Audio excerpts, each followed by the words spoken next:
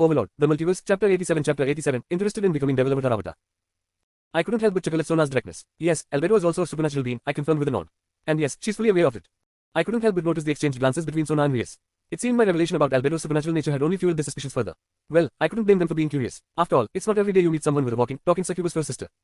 Reyes' next question brought my attention back to the present. What was the spell you used on Izzy? She inquired, her tone tinged with curiosity. Ah, the Braveheart spell. It had certainly worked wonders on Izzy, but explaining its effects to Reyes and the others might prove to be a tad tricky. Well, you see, Braveheart is a spell that helps one maintain a rational mindset in emergency situations, I explained, trying to sound as nonchalant as possible. By casting it on Izzy, I ensured that she could think clearly without succumbing to panic. And as a bonus, it helped alleviate the trauma of her recent demise. All in a day's work, really. As I finished my explanation, I couldn't help but notice Sona eyeing me with a keen gaze. Was she sizing me up? Or perhaps she was trying to discern if I possessed any magical abilities of my own. Sorry, Sona-chan, I'm not that easy to disclose. Are you a mage? Sona asked suddenly, her tone neutral but her eyes betraying a hint of curiosity.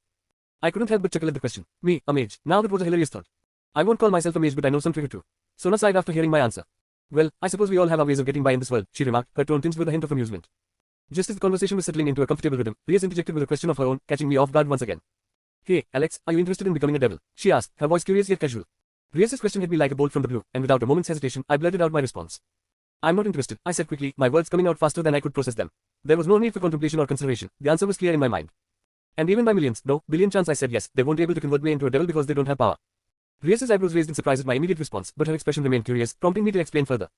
Why, do you also think devils are inherently evil beings? She inquired, her tone gentle yet probing. I shook my head, feeling the weight of my conviction settle within me. I don't believe in something like evil from birth, I explained, my voice firm with conviction. Because of that, you can rest assured that I don't think you guys are evil or anything. It was a belief I had held for as long as I could remember, shaped by my experiences and observations of the world around me. I had always been of the opinion that individuals were not defined by their origins or inherent nature, but rather by their actions and choices. After all, I had encountered beings of various backgrounds and affiliations throughout my life, and I had witnessed firsthand that goodness and evil existed in every corner of existence, regardless of one's species or lineage. In 2126, I consider most humans to be selfish beings who destroy their world for progress. But that belief was soon destroyed when I first met Blue Planet, one of my best friends. He is someone who made me understand that even in that fucked up world there are still good people. Hearing my reply, Reyes regarded me with a thoughtful expression, her blue eyes reflecting a depth of understanding that resonated with my own beliefs. I appreciate your perspective, Alex, she said, her tone appreciative. It's refreshing to meet someone who sees beyond the stereotypes and prejudices that often cloud judgment in our world. Her words warmed my heart, and I couldn't help but smile in response. It was reassuring to know that Reyes respected my viewpoint, even if it differed from the norm within the supernatural community. As for your decision regarding becoming a devil, Alex, Reyes continued, her voice gentle yet encouraging, I want you to know that the offer will always stand. Should you ever change your mind or wish to explore the possibility further, my door is always open. Sorry, that would never happen. But her words were a testament to her sincerity and openness, and I felt a surge of gratitude towards her for her understanding and acceptance. Thank you, Reyes, I replied, I'll definitely keep that in mind. After Reyes, it was Sona's turn. Alexander, which club are you planning to join? As a new transfer student, you need to join a club. If you are interested in any club, just say so. Ah, the classic high school club conundrum. It's like being handed the menu at a fancy restaurant and realizing you have no idea what half the items even are. I'm thinking of joining chess club. Tilde. Support me through my Patreon. It would be a big help. Next bonus chapter on 15 OPS. You can join my Patreon for $3. Around 60 ad bonus chapter in my Patreon. Support me. Patreon.com/blackbolt517. Next chapter. Overlord, the multiverse, chapter 88, checkmate avatar. I am thinking of joining chess club, I declared, trying to sound as serious as a penguin in a tuxedo. The reason? Oh, it's definitely not because I'm planning to use it as a front for flirting with Sona. No, not at all. And it's definitely not because I'm slightly ticked off at the system remake about Sona in the affection meter. No, my decision to join chess club is purely strategic. I mean, what better way to flex my intellectual muscles and show off my superior brain power than by mastering the ancient game of kings and queens. Plus, if I happen to bump into Sona while pondering over my next move, well, that's just a happy coincidence, right? Hearing my declaration, Sona and Reyes raised their eyebrows like synchronized swimmers in an eyebrow-raising competition. That's a rather unusual choice, Alexander, Sona remarked. How so? I asked, trying to keep my poker face intact. I know you're a mage, and most mages tend to use their brains rather than brawn, but from your body language, I'm getting the feeling that you're not much of a tactical player, Sona observed, her gaze as sharp as a hawk eyeing its prey. Reyes nodded in agreement, her expression a mix of curiosity and amusement. Hearing their assessment, Death's voice echoed in my mind like a dramatic movie soundtrack. How dare they tell you that you're not a tactician? Dear, show these two youngsters what you're made of. Show them the scheming mind you used to steal my panties and take my anal virginity. I couldn't help but blink in disbelief. Did they just use my past exploits to defend my honor? Talk about embarrassing, yet oddly flattering. I mean, who knew my brief stint as a panty thief would come back to haunt me in the most unexpected way? I don't know if she's praising me or insulting me, I muttered under my breath. What did you say? Reyes asked, hearing me murmuring. I was saying that I'm a pro at playing chess, I replied quickly, hoping to steer the conversation away from my unexpected association with underwear-related shenanigans. Seriously, Death, can we not bring up my past criminal exploits at the worst possible moments? Hearing my claim, Sona let out a chuckle that sounded like music to my ears, albeit slightly mocking music. It was like being serenaded by a choir of angels, if those angels happened to have a mischievous streak. Oh, really? She said, her tone dripping with skepticism, like a popsicle melting in the summer sun. Ah, so she thinks she's got me all figured out, does she? Well, she's about to learn that looks can be deceiving. Or not. We'll see how it goes. Then would you like to play against me? I, myself, am a pro chess player. If you even manage to corner me, then you can join chess club right away. But I must warn you, until now, I haven't lost a single game, Sona said proudly, her chest puffing out like a peacock strutting its stuff. Ah, the sweet taste of challenge. It's like being dared to eat the world's spiciest chili pepper, except instead of setting my mouth on fire, it's my pride that's at stake. Well, challenge accepted, Sona. Let's see what you've got. She may be a good kid, but today, she's about to experience her first defeat. And let me tell you, it's going to be as memorable as the time I accidentally used my blur ability on Albedo when we are having sex and it was not pretty. I nodded at Sona. Akeno and Tsubuki sprang into action, setting up the chessboard with the precision. Alright then, let's get started, I said as I sat on the chair in front of Sona's table. Sona nodded in agreement, her expression as serious as a tax audit. Then, with a flick of her wrist, she turned to her counterpart and said, take the first move. Wait, what? I blinked in surprise, like a deer caught in the headlights of an oncoming chessboard. Wasn't she supposed to make the first move? Isn't that how this whole chess thing works? Oh, no, ladies first, I chimed in quickly, trying to be the gentlemanly chess player. Because even in the cutthroat world of chess, chivalry isn't dead, right? Besides, who am I to deny Sona the opportunity to kick off this epic battle of wits? Sona raised an eyebrow, her expression unreadable. For a moment, I thought I saw a glimmer of amusement in her eyes, but maybe that was just wishful thinking. Either way, the ball was in her court, or in this case, the pawn was on her square. Sona started with placing her pawn to e4, starting the game. And just like that, the battle was officially underway. The pieces were in motion, the tension was palpable, and the fate of my chess club membership and making Sona fall for me hung in the balance. With a calm demeanor that belied the chaos brewing inside, I plotted my next move. It was like trying to solve a Rubik's Cube blindfolded while riding a unicycle, but hey, I thrive under pressure. And then, like a bolt of lightning from the heavens, inspiration struck. With a confident smile, I moved my queen into position, setting the stage for the ultimate checkmate. As the realization dawned on Sona's face, a triumphant grin spread across mine. Checkmate. Tilde. Support me through my Patreon. It would be a big help. You can join my Patreon for $3. Around 60 advanced chapter in my Patreon. Support me. Patreon.com/blackbolt517. Next chapter. Overlord, the multiverse, chapter 89, checkmate 1 avatar. Sona. Checkmate. Sona's eyes widened in disbelief as Alexander declared checkmate. She couldn't believe what she was witnessing. She, the skilled tactician and strategist, had just been defeated in a chess match. Her mind raced with a flurry of thoughts and emotions. How could this be possible? She had analyzed every move, calculated every possible outcome, and yet somehow, Alexander had managed to outmaneuver her at every turn. Sona couldn't tear her eyes away from the chessboard, the pieces arranged in a perfect formation that spelled her defeat. To anyone else, losing a game of chess might seem like a minor setback, but for Sona, it was anything but. You see, Sona had made a promise to herself long ago, a promise that she would only marry a man who was more intelligent than she was, someone who could defeat her in the game of chess. It wasn't just about finding a partner, it was about finding an equal, someone who could challenge her mind and keep her on her toes. As she sat there, contemplating her defeat, Sona couldn't help but feel a pang of disappointment. She had always prided herself on her strategic prowess, her ability to outthink her opponents and emerge victorious. But now, faced with defeat at the hands of Alexander, she couldn't help but question her own abilities. For Sona, chess wasn't just a game, it was a test of intellect, a measure of her own intelligence and skill. And to be bested in this arena was a blow to her pride, a reminder that there were others out there who were just as capable, if not more so, than she was. With a determined glint in her eyes, Sona mustered the courage to ask Alexander for one more game. Despite the sting of her previous defeat, she couldn't shake the feeling that perhaps it was just a fluke, a stroke of luck on Alexander's part. She needed to know for sure if he truly was her intellectual equal, someone worthy of her respect and admiration. Would you care for another game of chess, Alexander? Sona asked, her voice steady despite the nerves that fluttered in her chest. Alexander regarded her with a knowing smile, his crimson eyes gleaming with amusement. Of course, Sona, he replied, his tone confident and assured.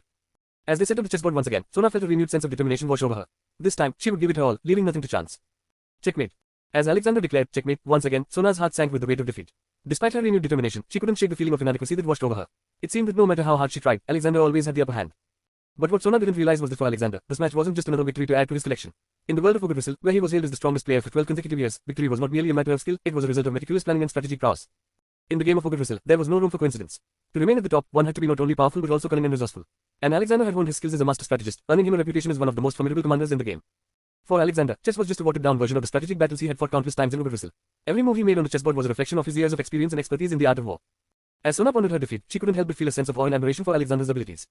Alexander, may I ask you something? Sona ventured, her voice tentative as she broached the topic that had been weighing on her mind. Alexander looked up from the chessboard, his crimson eyes meeting hers with a curious expression. Of course, Sona, what is it? He replied, his tone warm and inviting. Sona hesitated for a moment, unsure of how to phrase her question. But she pushed aside her doubts and forged ahead. Do you have a girlfriend? She asked, her cheeks flushing slightly with embarrassment.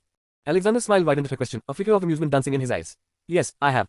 As Sona braced herself to hear Alexander's response, its simple acknowledgement that he indeed had a girlfriend caught her off guard. However, she managed to maintain her composure, reminding herself of the complexities of relationships in the supernatural world. She knew that many beings from the supernatural side had multiple partners, and it wasn't uncommon for individuals to have both wives and lovers. Sona understood that her feelings for Alexander didn't necessarily conflict with his existing relationship. But just as she was about to broach the subject of her own feelings and inquire if Alexander would be interested in pursuing a relationship with her, Reyes intervened, sensing the direction the conversation was headed.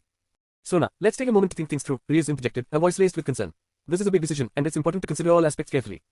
Turning to Alexander, Reyes addressed him directly. Alexander, could you give us some time alone? I'll reach out to you later, she requested, her tone respectful yet decisive. Alexander nodded understandingly, a reassuring smile gracing his features. Of course, Reyes. Tilde. High school DxD arc is almost over in my Patreon, and there's polls started for you to decide which world MC need to go next. Support me through my Patreon. It would be a big help. You can join my Patreon for $3. Around 60 advanced chapter in my Patreon. Support me. Patreon.com/blackbolt517. Next chapter. Overlord, the multiverse, chapter 90, tactical seducer avatar. After leaving the occult research club, I found a quiet spot and opened my system. Let me tell you, it took all my willpower not to peek at my system interface in front of Reyes and Sona. It's been bombarding me with notifications like there's no tomorrow ever since I checkmated Sona in chess. You have changed the plot. 500 karma point rewarded. You have defeated Sona in chess. 1000 karma point rewarded. Congratulations, you have leveled up. Level 1 and GT, level 2. You have unlocked shop function. You have acquired the title, Tactical Seducer. Tactical Seducer, this title increases your chance with intellectual beauty. Sona Citri, the heiress of the Citri clan. Lao, 50%. Description is about talk to Seraphol about you. Curious about your lover. You are her husband. Remark, if Seraphol know you have other lovers, then you can say goodbye to your dick. After seeing all the notifications, I couldn't help but let out a laugh. It was like my life had suddenly turned into a chaotic mix of a video game and a soap opera, and I was the protagonist navigating through it all. You are looking like a villain, my dear, Death's voice echoed in my mind, her words dripping with amusement. Well, if looking like a villain means leveling up and unlocking new abilities, then sign me up for the villain club, I replied mentally, a mischievous grin spreading across my face. As I entertained the thought of embracing my newfound villain's persona, another idea popped into my head. You know, Death, I have enough karma points to open a portal to Nazarick and let the denizens come to this world, I said, unable to contain my excitement. Oh, really now? Death's tone was laced with intrigue, and I could almost picture her raising an eyebrow in curiosity. Yes, it's been a while since I contacted them, I continued eagerly. I think it could be an interesting experiment to see how they adapt to our world. Death's laughter echoed in my mind, a clear sign that she found my impromptu plan highly entertaining. But are you sure about this? She asked, her amusement tinged with a hint of caution. You know those Nazarick folks aren't exactly the friendliest bunch. I paused, considering her warning. She had a point, bringing the denizens of Nazarick into our world could be a recipe for chaos. Oh, I know, I replied confidently. But where's the fun in playing it safe? If I want to become strong, then I need to use all my resources. And I'm really interested in the sacred gear, especially the Longinus. They're like an alternative version of world-class items. If I could get my hands on how to create a Longinus, imagine the possibilities. I exclaimed, my excitement bubbling over. Death chuckled at my enthusiasm. You never cease to surprise me, my dear. Just promise me you'll tread carefully with this Nazarick business. Of course, Death, I'll be cautious, I assured her, though my mind was already racing with possibilities. With a mental nod, Death seemed to concede to my excitement. Well, you're the one with the grand plan. Just remember, don't lose your kindness in pursuit of power. Don't worry, Death, I reassured her. I'll make sure to keep everything under control. Besides, what's the worst that could happen? Famous last words, I thought dryly to myself, but I pushed the nagging doubts aside. This was an opportunity too good to pass up, and I wasn't about to let fear hold me back. So, Death, how was the ladies' talk with Albedo and Yuri yesterday? Was it eventful, or did they straight up attack you? I asked, changing the subject. You didn't bother asking them, Death shot back with a teasing lilt in her voice, clearly enjoying the banter. I couldn't help but chuckle at her response. Well, you know how it is. Sometimes it's best to let sleeping dragons lie, I said, smirking at the mental image of Death facing off against the formidable duo. Death let out an exaggerated sigh, her tone dripping with melodrama. Oh, you have no idea. Those two were practically buzzing with excitement over you. By the end of it, we were swapping stories like old pals. I even spilled the beans about some of your kinks, she added with a mischievous glint in her metaphysical eye. I couldn't help but groan at the thought of Death divulging my secrets to Albedo and Yuri. Great, now they'll never look at me the same way again, I muttered, already dreading the inevitable teasing that would ensue. But on the bright side, it seems like you'll enjoy your new sex life, Did. Death pointed out, her tone more upbeat now. Well, that's an advantage to say the least. But I just hope they won't start wearing bondage clothes in our next session. Tilde. You can join my Patreon for $3. Around 60 advanced chapter in my Patreon. I posted some exclusive NFSW on each R18 chapter for you to enjoy. Support me through my Patreon. It would be a big help. Support me. Patreon.com/blackbolt517. Next chapter. Overlord, the multiverse, chapter 91, chapter 91, Portal to Nazarick Avatar. As I arrived home, I wasted no time in sharing the news with Yuri and Albedo about the possibility of opening a gate to Nazarick. Yuri's eyes lit up with excitement at the prospect of reuniting with her sisters and meeting the other denizens of Nazarick. Her enthusiasm was infectious, and I couldn't help but smile at her genuine joy. However, Albedo's reaction was like a dark cloud looming over our sunny conversation. Instead of joining in Yuri's excitement, her expression turned as sour as weak old milk, and a frown set up camp on her forehead. It was like someone had unplugged the happiness meter and replaced it with a grumpo meter. Now, I'm no mind reader, but I could practically see the gears turning in Albedo's head. Knowing her, she's probably worried that opening a gate to Nazarick means less quality time with me. I mean, can you blame her? I am the handsome after all, and once again I am not being narcissistic. With a reassuring smile, I patted Albedo on the shoulder, hoping to ease her concerns. Don't worry, Albedo, I said, channeling my inner therapist, we'll still have plenty of time for our, quality bonding activities. You promise. Albedo's voice was like a tiny mouse squeak. Who was this cute creature? She didn't look like a succubus ready to genocide all humans in my name. More like a puppy who just wants to play fetch or sex in her case. Note to self, don't let the adorable facade fool you. While I was busy reassuring Albedo and sharing a moment of tender bonding with Yuri, Rainere, the fallen angel maid who I had. Acquired, seemed utterly lost. What type of nonsense are you talking about? What is this Nazarick, and why are you going there? Rainere's voice cut through our conversation like a chainsaw through butter, her tone dripping with skepticism. Now, normally, I'd be all for explaining the ins and outs of our latest escapades, but given Rainere's rather unconventional position in our household, I figured it might be best to keep her in the dark. After all, ignorance is bliss, right? But apparently, my attempt at discretion didn't sit well with Yuri. Being the stickler for formality that she is, Rainere's lack of decorum grated on her nerves like nails on a chalkboard. Excuse me, Yuri's voice was like ice, her demeanor suddenly frostier than a snowman's armpit. I'll have you know that maid training includes proper etiquette and respect for your superiors. So I suggest you watch your tone, young lady. I couldn't help but stifle a laugh at the sudden shift in atmosphere. Leave it, Yuri, I interjected, trying to diffuse the tension before it escalated into a full-blown showdown. After all, there's only so much drama I can handle before my popcorn runs out. Rainere, Nazarick is my home. You really need to watch your tone in the presence of my other subordinates, otherwise, you might find yourself meeting neuronists sooner than you think, I added with a chuckle, hoping to lighten the mood with a bit of dark humor. But it seemed Rainere didn't quite catch the joke, her expression still as serious as a heart attack. With a mental shrug, I decided to shake off the awkwardness and dive into the task at hand. Opening my system interface, I couldn't help but feel a surge of excitement coursing through my veins. It's not every day you get to open a portal to another world, after all. With practiced ease, I navigated through the menus and options until I found what I was looking for, the portal creation feature. With a few deft taps on the screen, I began channeling my reservoir of karma points into the creation of the portal to Nazarick. The air around us shimmered and crackled with energy as the portal began to take shape, its swirling vortex of colors a mesmerizing sight to behold. Here goes nothing, I muttered under my breath, feeling a mix of anticipation and nervousness.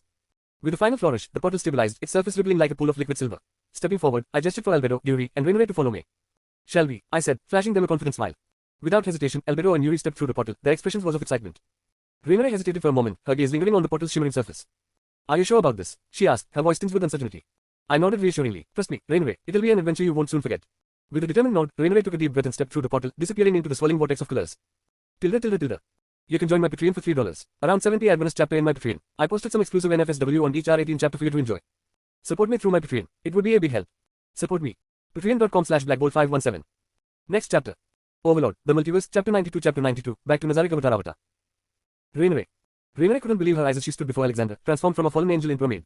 The reality of her situation was surreal, and she couldn't shake the feeling of disbelief that washed over her. As Alexander mentioned taking her to his home, which he referred to as Nazarick, Rainaway couldn't help but find the name peculiar. Nazarick, what kind of name is that? She thought to herself, her mind grappling with the oddity of it all. But despite her reservations about the name, Rainaway knew that she had little choice but to follow Alexander. After all, he held power over her now, and she was at his mercy. And when Rainaway stepped through the portal, her eyes widened in awe at the sight before her. The grandeur of the hall was unlike anything she had ever seen, the towering pillars reaching towards the heavens in a sense of majesty that left her breathless. But what truly captured Rainaway's attention was the majestic throne at the hall's far end, a symbol of authority and power that seemed to emanate from its very core. Its intricate carving spoke of a history shrouded in mystery and legend, drawing her gaze like a moth to a flame. Standing beside the throne was an elderly butler, his demeanor exuding an air of calm and composure that belied the strength within him. Even in his humble posture, Rainaway couldn't miss the undeniable aura of the dragon that surrounded him, filling the air with a sense of reverence and respect. As Alexander and the others entered through the portal, the butler, named Sebas, approached them with a grace that bespoke years of service and loyalty. He knelt before Alexander, his words a testament to his unwavering devotion. "Welcome home, my lord, Lady Albedo, and Yuri," Sebas greeted respectfully, his voice carrying a note of reverence. "It's good to be back, Sebas," Alexander replied, his voice tinged with warmth as he underwent a transformation. In an instant, his youthful features gave way to those of a mature adult, his casual attire replaced by a sleek black suit that accentuated his commanding presence. And as if to add a final touch of elegance, a single earring adorned his ear, adding to his already striking appearance. Rainaway could only open her mouth wide at Alexander's change. He handsome in his teenage form, but now he looks like a... Rainaway couldn't write words to describe Alexander's handsomeness. Let's just say, he was so handsome that Rainaway's crotch became wet. Alexander's adult form exuded an aura of power and charisma that was impossible to ignore. His features were chiseled and refined, with an air of confidence that demanded respect. But it wasn't just his physical appearance that left her in awe. There was something about the way he carried himself, a sense of purpose and determination that spoke volumes about his character. As Rainaway struggled to find the right words to express her thoughts, Alexander turned to her with a warm smile. "Rainaway, welcome to Nazarick," he said, his voice smooth and melodious. Rainaway could only nod in response, her mind reeling from the whirlwind of emotions that swept through her. In that moment, she knew that her life would never be the same again. After arriving at Nazarick, Sebas greeted us with all the formality of a royal courtier. "Welcome home, my lord, Lady Albedo, Yuri," he intoned, his voice as respectful as ever as he knelt before me. "It's good to be back, Sebas," I replied with a smile, feeling a bit like royalty myself. As Sebas turned his attention to Albedo and Yuri, I couldn't help but notice Rainaway's reaction. Her eyes were wide as saucers, and her jaw hung open like she was waiting for a flight to take up residence. I suppressed a chuckle at her wide-eyed wonder. It seemed even fallen angels were not immune to the awe-inspiring presence of Nazarick. "Rainaway, welcome to Nazarick," I said, unable to resist the opportunity to tease her a little. Inwardly, I couldn't help but wonder what was going through her mind. Was she overwhelmed by the grandeur of Nazarick, or was she plotting her escape route? Either way, her expression was priceless. After the formalities with Sebas were out of the way, Albedo wasted no time in announcing her plans to pay a visit to Sheltia. Not wanting to be left out, Yuri chimed in, mentioning her intention to meet with her sister. And much to everyone's surprise, Yuri decided to take Rainaway along with her, claiming the responsibility of supervising her. I couldn't help but raise an eyebrow at Yuri's unexpected decision. Was she genuinely interested in showing Rainaway around, or was she simply looking for an excuse to keep an eye on her? Either way, it seemed Rainaway's impromptu trip to Nazarick was about to get a whole lot more interesting. Tilde. You can join my Patreon for $3. Around 70 ad bonus chapter in my Patreon. I posted some exclusive NFSW on each R18 chapter for you to enjoy. Support me through my Patreon. It would be a big help. Support me. Patreon.com/blackbolt517. Next chapter. Overlord, the multiverse, chapter 93, Sheltia Avatar. Sheltia. When Sheltia Biffolen learned of Lord Alexander's intention to explore a different world, fear gripped her heart like icy tendrils. It wasn't just fear of the unknown, but a fear born from the realization that her beloved lord might leave Nazarick, abandoning them like the other supreme beings had done before. As the last of the supreme beings, Lord Alexander was the sole remaining pillar of strength and guidance for the denizens of Nazarick. His departure would leave a void that none could fill, and Sheltia couldn't bear the thought of being without him. However, her fears were somewhat assuaged when Lord Alexander revealed that he would be taking one guardian with him on his journey. The honor fell upon Albedo, much to Sheltia's chagrin. While she respected her fellow guardian, Sheltia couldn't help but feel a twinge of jealousy at being overlooked for such a crucial role. But what truly frustrated Sheltia was the lack of enemies surrounding Nazarick. As a guardian and warrior, she longed for the opportunity to prove her strength and loyalty to Lord Alexander. Nigada's report of an anomaly several thousand kilometers from Nazarick only served to exacerbate Sheltia's frustration. While the strange flicker of colors and shapes hinted at potential danger, it remained stationary, offering no opportunity for battle or glory. Something which in turn meant that Sheltia Biffolen, while carrying out her sacred service, was denied the opportunity to prove herself in combat by showing Lord Alexander her usefulness and demonstrating her strength and skills to him. Certainly, Sheltia Biffolen would have traded any such opportunity to keep the abomination of the outside world out of Nazarick, preventing them from defiling the sanctuary of the 41 with their presence. But, with no opportunity to prove herself as a loyal servant to Lord Alexander, Sheltia could not advance in her fight against Albedo. The fight for Lord Alexander's heart. Sheltia certainly had absolutely no problem with Lord Alexander having a large harem. Even more so, 10, 100, or a million heated naked bodies of girls desiring her lord seemed more than an arousing picture to her. But, when it came to the first wife's cherished place, such erotic images gave way to aspiration. Lord Alexander could have, no, he should have, unless, of course, he wished otherwise, a multitude of wives, concubines, mistresses, sex slaves, playthings, pets, and maybe she could even. Sheltia was getting off topic again. Lord Alexander may have had many women, but unless Lord Alexander heralds otherwise, only one first wife.